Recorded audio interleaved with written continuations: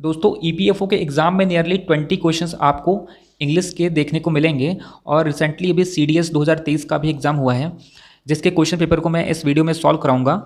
इस question paper को solve करके आपको आइडिया लग जाएगा कि इंग्लिश के इसी प्रकार के क्वेश्चंस यूपीएससी अपने ईपीएफओ के एग्ज़ाम में भी पूछेगी। सीडीएस और ईपीएफओ ये दोनों ही एग्ज़ाम यूपीएससी ही कंडक्ट करवाती है, इसीलिए मैंने इस क्वेश्चन पेपर को लिया है जिससे कि आपको एक आइडिया लग जाए कि ईपीएफओ में कैसे क्वेश्चंस पूछे जा सकते हैं इंग्लिश के। पहला क्वेश्चन है आई लाइक दैट बॉय।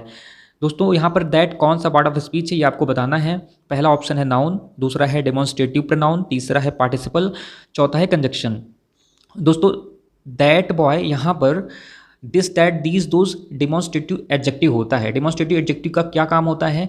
किसी की ओर पॉइंट आउट करना, किसी की ओर इशारा करना। पर यहाँ पर एडजेक्टिव दिया नहीं है ऑप्शन में, डेमोन्स्ट्रेटिव एडजेक्टिव क्योंकि ऑप्शन में दिया नहीं है, इसलिए इसका करेक्ट आंसर होगा पार्टिसिपल। पार्टिसिपल भी एक प्रकार का एडजेक्टिव होता है। यहाँ पर क्वेश्चन को थोड़ा घुमा करके पूछ लिया गया है और एडजेक्टिव नहीं दिया गया है, इसलिए पार्टिसिपल इसका करेक्ट आंसर होगा। अगर ऑप्शन में डेमोन्स्ट्रेटिव एडजेक्टिव दिया होता तो वही करेक्ट आंसर होता, पर चूंकि नहीं दिया है इसलिए पार्टिसिपल इसका करेक्ट आंसर होगा। और पार्टिसिपल भी एक प्रकार के एडजेक्टिव ही होते हैं। दूसरा क्वेश्चन देखिए, without health there is no happiness. दोस्तों किसी भी वर्ड में नेस लगता है तो वो नाउन हो जाता है, इसलिए क्वेश्चन नंबर 2 का ऑप्शन नंबर ए करेक्ट होगा। ऑप्शन नंबर ए करेक्ट होगा। हैप्पीनेस यहाँ पर नाउन है, हैप्पीनेस यहाँ पर नाउन है। You have no sense, question number 3 है यू हैव नो सेंस। दोस्तों नो के बाद अगर नाउन आ जाता है तो वो डिटरमाइनर होता है और नॉट एडवर्ब होता है, नॉट एडवर्ब होता है। क्योंकि देखिए यहाँ पर नो के साथ सेंस क्या है? नो के साथ सेंस है नाउन, तो इसलिए ऑप्शन नंबर बी सही होगा, डिटरमाइनर। यहाँ पर नो क्या है? डिटरमाइनर है। Next question, none of these cars in use. None यहाँ पर इनडेफिनेट प्रोनाउन होगा क्योंकि सम, ऑल, नन ये सब अनिश्चित संख्या को बताते हैं, इसीलिए ये इनडेफिनेट प्रोनाउन होगा। क्वेश्चन नंबर 4 का ऑप्शन नंबर डी करेक्ट है। क्वेश्चन नंबर 5 है we shall now begin to work. यहाँ पर नाउ कौन सा पार्ट ऑफ स्पीच है? नाउ टाइम बता रहा है तो इसलिए एडवर्ब होगा। नाउ यहाँ पर एडवर्ब है क्योंकि ये टाइम बता रहा है। नेक्स्ट क्वेश्चन, क्वेश्चन नंबर 6 देखिए, owing to his ill health he return from business. Owing to यहाँ पर कौन सा पार्ट ऑफ स्पीच है दोस्तों? ओइंग यहाँ पर प्रपोजिशन है। क्वेश्चन नंबर 6 का आंसर है बी। 7वां क्वेश्चन देखिए, my sister is just 16 and therefore not eligible to vote. यहाँ पर देयरफॉर देयरफॉर यहाँ पर एडवर्ब के रूप में यूज हुआ है। क्वेश्चन नंबर 7 का आंसर है बी, देयरफॉर इस सेंटेंस में एडवर्ब के रूप में यूज हुआ है। They try to find fault with us. यहाँ पर टू क्या है? टू ट्राइड वर्ड के बाद आया है और वर्ब के बाद जो टू है ये इन्फिनेटिव है। क्वेश्चन नंबर 8 का ऑप्शन नंबर सी करेक्ट होगा। ट्राइड के बाद जो टू आया है ये इन्फिनेटिव के रूप में यहाँ यूज हो रहा है। विच वे शैल वी गो। यहाँ पर विच कौन सा पार्ट ऑफ स्पीच है? विच यहाँ पर एडजेक्टिव है। क्यों है? क्योंकि विच के बाद देखिए वे नाउन है और नाउन के पहले एडजेक्टिव आता है, इसलिए विच यहाँ पर एडजेक्टिव है। क्वेश्चन नंबर 9 का ऑप्शन नंबर डी करेक्ट है। Alas he is dead, alas he is dead. यहाँ पर अलास इंटरजेक्शन है। क्वेश्चन नंबर 10 का ऑप्शन नंबर डी करेक्ट है। क्वेश्चन नंबर 11 है he was fill in the blanks speaker that I had ever heard. तो यहाँ पर he was the most eloquent हो जाएगा, he was the most eloquent speaker, इसका correct answer होगा। What was the name of the person to you. अब देखिए दोस्तों यहाँ पर टू प्रपोजिशन आया है और टू हमेशा ऑब्जेक्टिव किस लेता है, तो इसका करेक्ट आंसर होगा होम। टू के बाद होम का यूज होगा। क्यों होगा? क्योंकि टू के बाद हमेशा ऑब्जेक्टिव केस आता है। होम ऑब्जेक्टिव केस के रूप में यूज होता है और हु सब्जेक्टिव केस के रूप में यूज होता है। Have you seen Mohan lately, have you seen Mohan lately.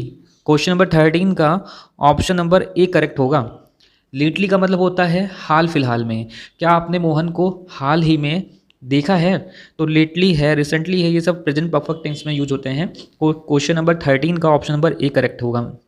दोस्तों ये जो मैं टिक कर रहा हूँ अभी अपने आप से कुछ जगह ये टिक लग जाता है, पर मैं जो बोल रहा हूँ आप उसको करेक्ट मानिएगा, कभी कभी ये अपने आप से ही लग जाता है टिक।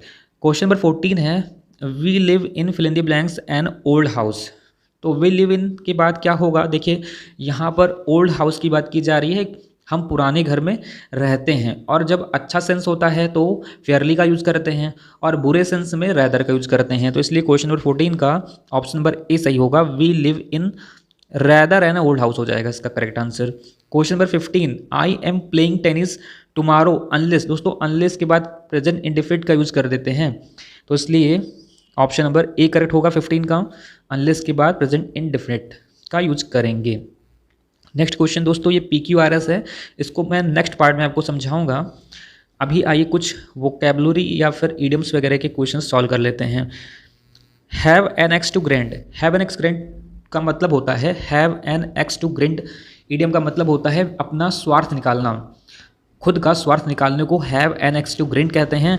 तो इसमें ऑप्शन नंबर ए सही हो जाएगा, ऑप्शन नंबर ए जिसमें लिखा है to have a selfish aim और मोटिव, यानी व्यक्तिगत स्वार्थ होना, खुद का स्वार्थ होना, have an axe to grind कहलाता है। बाइट द बुलेट, आप बुलेट को बाइट करेंगे तो ये तो बड़ा कठिन हो जाएगा और बड़ा ही अनप्लीजेंट होगा, यानी कि आपको अच्छा नहीं लगेगा करने में, इसलिए इसका ऑप्शन नंबर सी करेक्ट है। बाइट द, ये नहीं है, बाइट द बुलेट का मतलब है एक्सेप्ट समथिंग अनप्लीजेंट, यानी कोई चीज़ जो अरुचिकर है, जो ठीक अच्छी नहीं है उसको स्वीकार करना। एंड डिफ़िकल्ट, और जो कठिन है, यानी जो चीज़ कठिन है या रुचिकर है उसको स्वीकार करने को बाइट द बुलेट कहते हैं। लॉफिंग स्टॉक इडियम का क्या मतलब है? लॉफिंग स्टॉक इडियम का मतलब है हाँ, to laugh at someone secretly. तो क्वेश्चन नंबर 13 का ऑप्शन नंबर सी सही होगा। नेक्स्ट क्वेश्चन देखते हैं।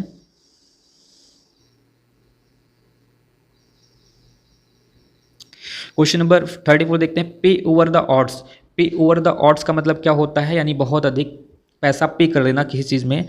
इसका option number treat someone in bad way to pay more. हाँ, क्वेश्चन नंबर 34 का ऑप्शन नंबर डी सही होगा, to pay more for something that it is worth, यानी जिसकी कीमत जितनी है उससे अधिक पे करना पे ओवर द ऑड्स कहलाता है। Play to the gallery, play to the gallery का मतलब क्या होगा? प्ले टू द गैलरी का ऑप्शन नंबर बी करेक्ट होगा, यानी कि ऐसा कोई कार्य करना जिससे लोग आपकी तारीफ़ करें, लोग आपकी तारीफ़ करें, ऐसा कोई काम करना प्ले टू द गैलरी कहलाता है। नेक्स्ट क्वेश्चन देखते हैं, question number 36, be in the soup, soup में होना यानी कि कठिनाई में होना। कहाँ इसका ऑप्शन है? क्वेश्चन नंबर ए में, यस 36 का ऑप्शन नंबर ए सही होगा। बी इन द सूप का मतलब है बी इन अ ट्रबल, यानी कि कठिनाई में होना। Question number 37, A turn off the screw, A turn off the screw, A turn off the screw का मतलब होता है, ऑप्शन नंबर बी तो नहीं होगा, सी नहीं होगा, डी देखते हैं। हाँ, ऑप्शन नंबर डी इसका करेक्ट होगा, 37 का ऑप्शन नंबर डी करेक्ट होगा। ए टर्न ऑफ द स्क्रू का मतलब है an action which makes a bad situation worse, यानी जो बुरी स्थिति को और बुरा बना दे और बद से बदतर बना दे, ऐसे सिचुएशन को ए टर्न ऑफ द स्क्रू कहते हैं। ए वाइट एलिफेंट का मतलब क्या होता है? ए वाइट एलिफेंट का मतलब होता है बहुत ही महंगी वस्तु। इसमें देखिए कौन सा ऑप्शन करेक्ट होगा? Something that cost a lot money, option number B सही होगा। Something that has cost a lot of money but has no useful purpose. A white elephant का मतलब होता है कि जिस पर बहुत सारा पैसा खर्च कर दिया गया हो पर उसका कोई यूज ही ना हो, ऐसे वस्तु को अब वाइट एलिफेंट कहते हैं। ए हॉट पोटैटो का क्या मतलब होता है? ए हॉट पोटैटो का मतलब होता है option number B, something that is difficult to deal with, किसी भी चीज़ से बड़ी मुश्किल से सामना करना, बड़ी मुश्किल से उससे सामना करना हॉट पोटैटो कहलाता है।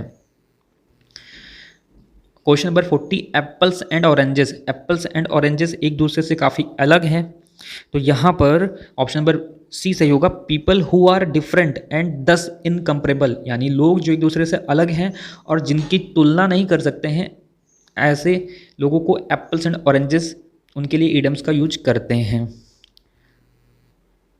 दोस्तों नेक्स्ट पार्ट में मैं बाकी के क्वेश्चंस को भी सॉल्व कराऊंगा। दोस्तों वीडियो अगर पसंद आया हो तो प्लीज़ वीडियो को लाइक कीजिए और चैनल को सब्सक्राइब कीजिए।